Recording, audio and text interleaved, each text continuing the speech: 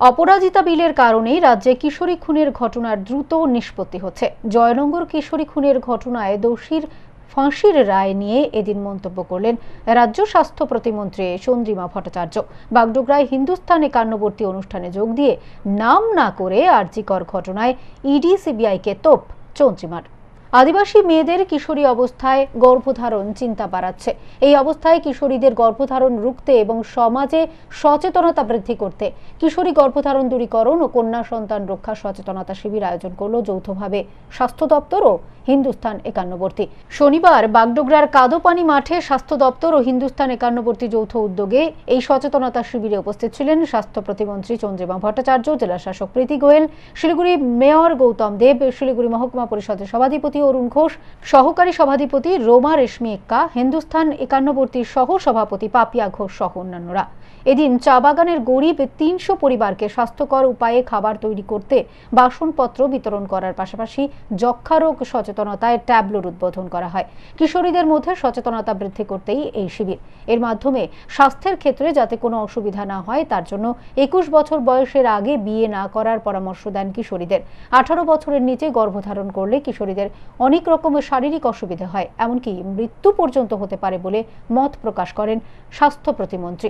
এদিন আদিবাসী নৃত্যেও অংশ নেন মন্ত্রী। জানান, অপরাজিতা বিল পাশ করা হয়েছে অপরাধকে নির্মূল করতে।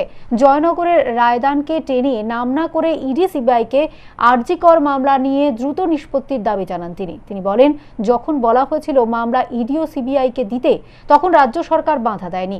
রাজ্য পুলিশ যা তদন্ত করেছিল তা সঠিক প্রমাণিত হয়েছে। তদন্ত তাড়াতাড়ি শেষ করা উচিত। রাজনৈতিকভাবে অপরাজিতা বিলের জন্য লড়াই হচ্ছে বলে মত স্বাস্থ্য প্রতিমন্ত্রীর।